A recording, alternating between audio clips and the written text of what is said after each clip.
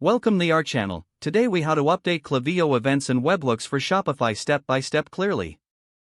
To update Klaviyo events and webhooks for Shopify, start by logging into your Klaviyo account. Navigate to the Integrations tab on the left sidebar. Locate the Shopify integration and click on it.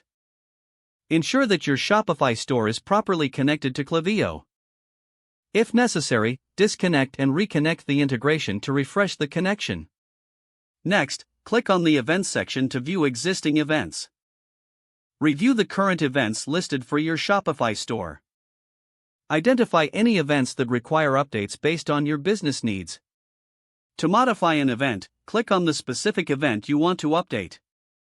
Make the desired changes such as renaming, adjusting triggers, or altering data fields. Save the changes once you are satisfied with the updates.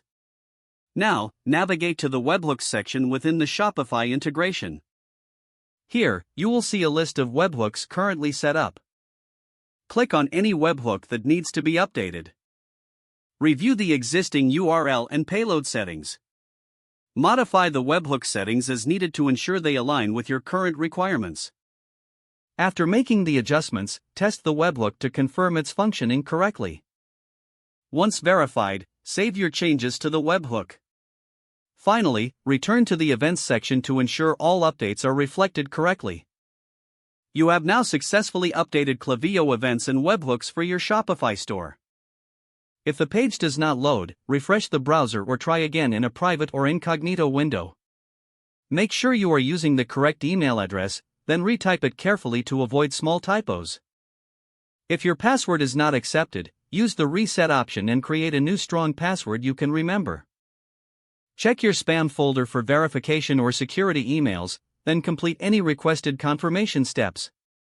Enable two-factor authentication if available to improve account security and reduce unauthorized access risk. After signing in, review your profile details so your contact information and settings are accurate and current. If you see an error message, note it down and try again after restarting your device and internet connection. Log out when you finish, especially on shared devices, to keep your account and payment information secure. Don't forget to like this video and subscribe to our channel for more step-by-step tech guides.